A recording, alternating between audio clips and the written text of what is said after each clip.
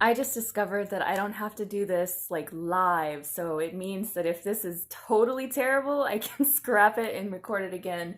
But I'm just gonna go for it.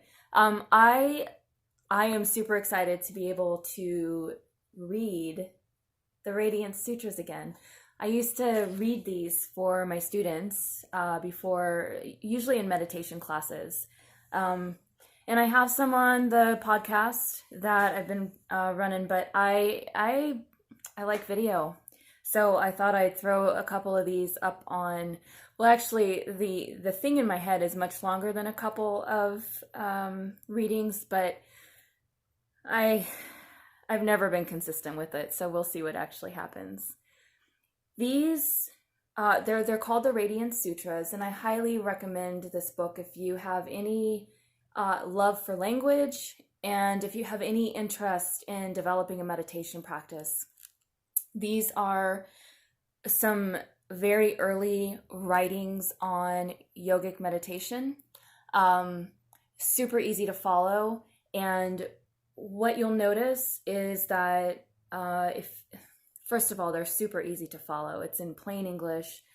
This author, Loren Roche, loves poetry, and he's just got a beautiful way with words. So he makes the everyday just absolutely delicious, which is the point of this particular collection of sutras or poems or small, they're like instructions, but they're part of the tantric tradition. So it's all about having an embodied awareness of the spirit moving through life. So definitely my kind of yoga. And I love sharing these with people. So what you do is you just listen. And if you're totally new to it, it's really nice to put some focus on your breath. And when I start with students, I encourage people just to notice how your body is breathing. There's no need to change anything. There's no need to criticize yourself or just, there's no need to make anything different. You're just noticing what the inhale feels like, what the exhale feels like, how much space there is between breath. Is your breath an easy breath, or do you struggle?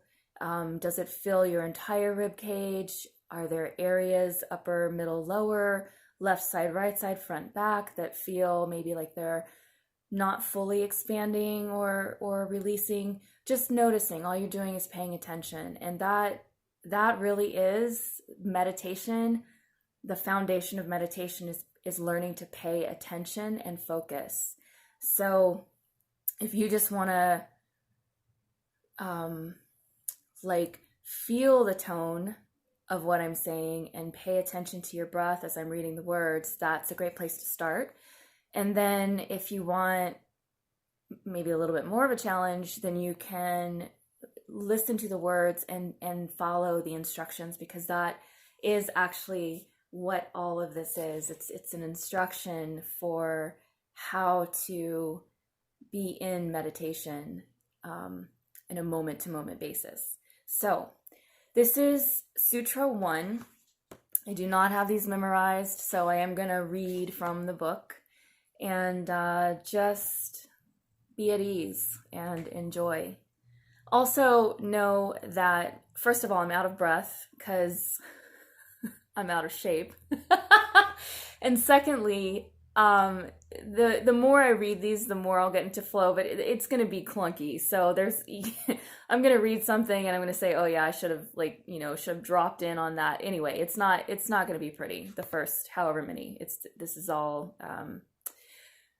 life is one big experiment. So I'm just really excited to be able to share these with people. So Sutra 1. One more thing. This whole conversation, this whole book is based on a conversation between aspects of divinity. So the creative force and the manifesting force. And they're talking back and forth to one another. And then the practices, what I'm reading to you, are laid out as the way for the person asking the questions to find the answers for themselves.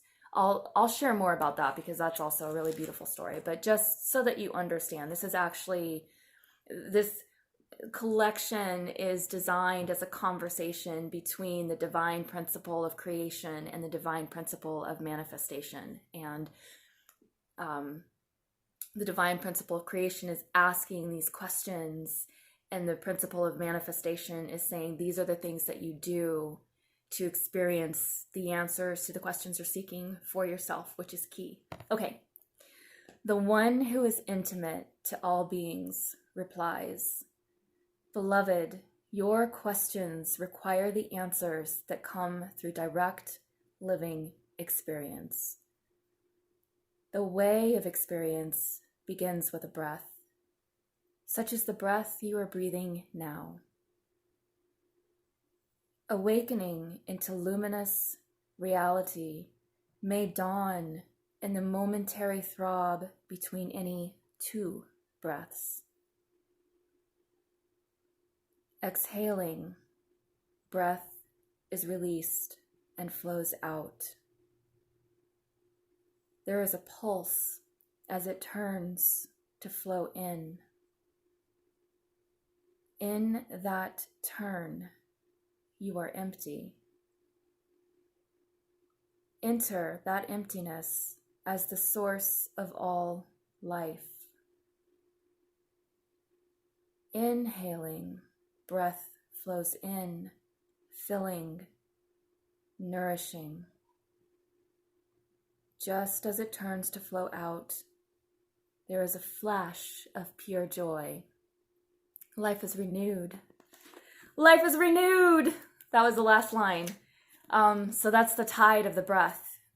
The breath goes out and we empty ourselves out, and the breath flows in and we're nourished and renewed, and it's a moment-to-moment experience, and then there's pause between the breath where there's the stillness. And everything that we could ever want and hope for is in that pause. And it's like on a wider continuum, it's the idea of the distance between, and here's my hands, but my camera doesn't show. So out here, I've got my hands. Birth over here and death over here, and everything that we could hope to experience in between that first inhale to the last exhale. So anyway, that was Sutra 1. Again, the author is Loren Roche, and it's the Radiance Sutras, and this is one of my favorite books. If my house were, if I needed to evacuate my house quickly, this is one of the things that I would want to grab on my way out. That's not what would happen, and it's still in print, so I would be able to replace it easily, but this book has been through a lot with me. So anyway, super excited to see how far I get with the reading, and it's great to see your faces in my head. Thanks so much.